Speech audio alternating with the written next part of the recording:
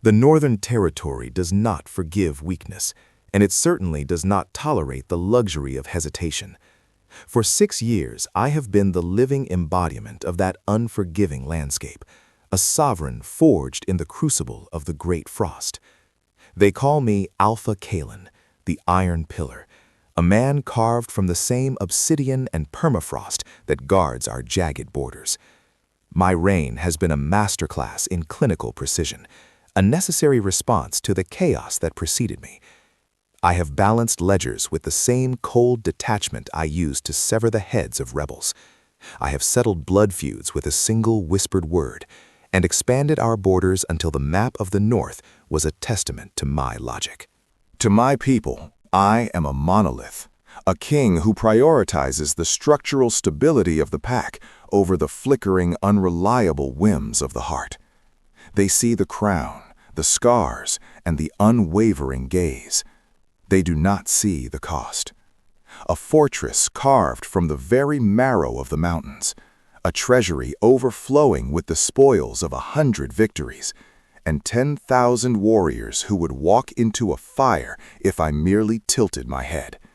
Yet I was starving in a kingdom of plenty. I was a ghost haunting my own throne, presiding over a life that felt like a beautifully scripted play in which I had forgotten my lines. The night of the winter solstice was meant to be the crowning achievement of my lineage, a celebration of the longest night and the strength required to survive it. The air in the grand courtyard was a suffocating tapestry of excess. The scent of roasted elk mingled with the cloying sweetness of spilled blackberry wine, while heavy, expensive pine incense burned in silver braziers, stinging the back of my throat like a premonition. I stood on the high dais, a silent god looking down at the elite of the pack. They preened in their silks and heavy winter furs, their laughter ringing out like hollow glass against the ancient stone. Sarah, the daughter of the Western Alpha, was draped over my arm like a blood-red silk ribbon. The beautiful monster, they called her, a title she wore with a terrifying sort of pride. She was the council's dream, elegant, lethal, and possessed of a pedigree that reached back to the first shift. She was the perfect consort, a woman who understood that power was the only aphrodisiac worth pursuing. But looking at her was like staring at a masterfully carved statue in a gallery. She was flawless. She was magnificent. She was absolutely nothing. Then the wind shifted. Pain. It was the scent of a soul crying out from the bottom of a well, a silent scream carried on the boreal gale. Inside my mind, the beast that had been dormant for half a decade didn't just wake. It roared. It shattered the cage of ice with a single seismic blow. "Mine," he growled, a low, guttural vibration that shook my very marrow and silenced the internal monologue of the king. It was a word I had waited my entire life to hear, a word I had begun to dismiss as a fairy tale told to comfort the lonely. My eyes scanned the crowd, cutting through the counts and the generals, ignoring the diplomatic smiles and the bowing sycophants, until they landed on the shadows of the servants' quarters at the far, frozen edge of the courtyard. There, kneeling in the gray, biting slush, was a girl. She was a ghost, thin, her frame nearly swallowed by a threadbare cloak of moth-eaten wool that offered no protection against the northern gale. Luna, the silent survivor, the broken Omega. I had seen her 1,000 times, a blur in the periphery of my life, scrubbing the blood from the training floors or sweeping the soot from the Great Hall, but I had never truly seen her, not until the bond snapped into place, an invisible chain of gold and fire tightening around my gut, dragging me toward the dirt. My fated mate wasn't the princess on my arm. She was the girl the world had forgotten to love. I dropped Sarah's hand as if her skin had turned to burning coal. The sound of her indignant gasp and the sudden jarring silence that rippled through the musicians and the feasters meant nothing to me. I stepped off the dais, my heavy, fur-lined boots crunching through the snow with the weight of a landslide. Every step brought the scent of honey closer, and with it, the agonizing realization of her terror. The crowd parted like the sea before a storm, sensing the shift from king to predator.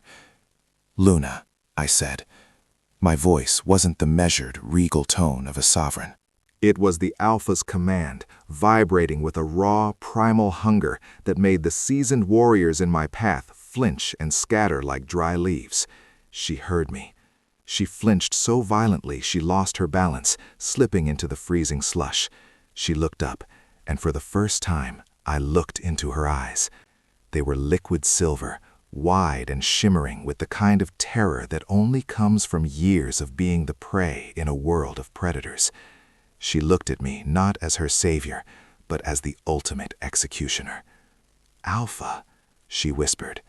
It was a broken melody, a sound that made my blood boil with a protective rage so vast it threatened to level the palace. "Please, I'll scrub faster. I didn't mean to be in your sight. I'll go. I'll disappear. Please, don't punish me." I didn't answer with words. I knelt in the filth beside her, utterly indifferent to the fact that my royal furs, worth the ransom of a small province, were soaking up the mud and ice. I reached out, my large, scarred hand cupping her jaw with a gentleness I didn't know my body was capable of. Her skin was like ice, leaching the heat from my palms. As I tilted her head back, forcing her to see the truth in my eyes, her cloak slipped from her shoulders. In the moonlight, the atrocity was laid bare. Jagged, silver scars crisscrossed her delicate collarbone, angry, deep, and unmistakable. These weren't the marks of a rogue or a training accident. I knew that pattern. I knew the specific, cruel curve of those slashes. These were the marks of Sarah's claws, delivered in the dark where no one would care to look. A secret sport played by a bored aristocrat on a girl who couldn't fight back. The ice in my chest didn't just melt. It evaporated into a storm. My wolf went feral, his snarl echoing in the back of my throat. I surged to my feet, my hand finding Sarah's throat before she could even draw breath to protest. I didn't speak. I simply showed her the abyss in my eyes, letting her feel the weight of what it meant to touch what belonged to the iron pillar. The air in the courtyard turned cold enough to crack stone. I flung her away like a piece of refuse, ignoring the gasps of the council and the shattered pride of the Western delegation. In one fluid motion, I scooped Luna into my arms. She weighed nothing. She was a bird with broken wings, trembling so violently I feared the mere beating of my heart might shatter her. I didn't look back at the shocked faces of my court or the ruin of my political alliances. I carried her straight past the guards, through the great hall, and into my private wing, a sanctuary where no Omega, and certainly no stranger, had ever been permitted to step. I kicked the heavy oak door shut, the thud echoing through the stone like a final judgment on my old life. I placed her down on the massive, dark furs spread before the fireplace. The orange light of the flames began to dance over her pale skin, making the silver scars on her neck glow like dying embers. "You're safe," I told her, my voice dropping to a low, husky rumble that was part promise, part prayer. "The world ends at that door, Luna. Nothing can reach you here. Not the cold, not the council, and never again her." I sat behind her, pulling her small, shaking body back against the heat of my chest, settling her between my legs. I wrapped my own heavy fur cloak around us both, creating a dark, warm cocoon that smelled of cedar, leather, and the coming storm. Slowly, the heat of the fire and the furnace of my own body began to thaw the ice in her bones. I could smell the shift. The scent of her fear was receding, replaced by a desperate, emerging heat that called to the beast beneath my skin. I leaned down, my lips grazing the scarred skin of her shoulder.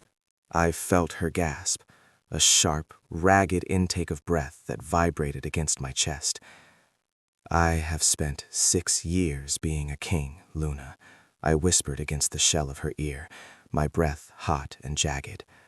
6 years being a statue for a people who didn't care if I froze to death in my own skin. But tonight, I am just a man who has found his soul. I am going to make you forget the cold. I am going to make you forget the silence. I turned her in my arms so she had to face me. Her hands, red and raw from the freezing water of the courtyard, found their way to my chest. She clutched my white linen shirt as if I were the only anchor in a world that had tried to drown her. I leaned in, my nose brushing against hers, lingering in the electric space between us until she let out a soft, broken whimper, not of fear, but of agonizing need. When I finally claimed her mouth, it wasn't a request, it was an awakening. It tasted of honey and fire, of years of loneliness finally meeting their end. My hand slid down to the small of her back, the friction of the heavy furs in my rough palms against her skin, making her arch into me. I pulled her flush against the hard planes of my body, the sheer weight of my possession sinking into her, grounding her. I moved with a slow, deliberate gravity, as if every second was a vow I was carving into the air. Every touch was a command to live. Every breath was a promise to protect. I parted her legs, settling myself between them, the sheer bulk of my frame dwarfing her fragile form. I wanted her to feel the power she now held over me, the king who had been brought to his knees by a girl in a gray cloak. As I entered her, the world outside the room ceased to exist. There was no pack, no crown, no Sarah, no laws of men or wolves. There was only the sound of our mingled breaths and the rhythmic, deep thud of my heart answering hers.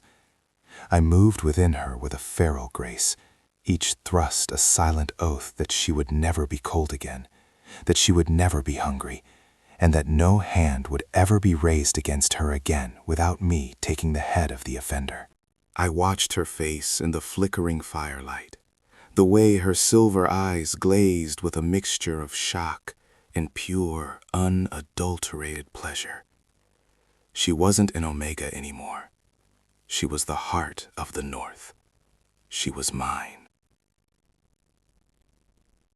I spent the rest of the night tracing every scar with my lips, marking her skin with my scent until she was saturated in me, until the smell of the palace was gone and only us remained. By the time the first gray light of dawn began to peek through the frost-covered windows, the broken Omega was gone. In her place was a woman who knew she was loved by a monster, and that the monster would burn the world down to keep her warm. I spent 6 years waiting for the dark to swallow me. I had learned early that if you don't speak, they can't hear you scream. And if they can't hear you scream, they might eventually forget you're there. I looked at the Alpha from the shadows and saw a god, a cold, distant deity who would never look at a broken, discarded thing like me. I accepted my role as the ghost in the gears of his great machine, the girl who cleaned the floors while the world moved on above her. That when his hand touched my face in the slush, the world caught fire. He didn't see an Omega. He didn't see a servant or a victim. He saw his queen. When he held me against his heart, I could hear it, a heavy, rhythmic drum that beat only for me, a sound more powerful than any decree he had ever issued. His touch didn't hurt, it healed. His kiss wasn't a theft, it was a gift of air to a drowning woman. I had spent my life shrinking, trying to occupy as little space as possible. But in his arms, I felt myself expanding, my own wolf finally lifting her head to answer his call.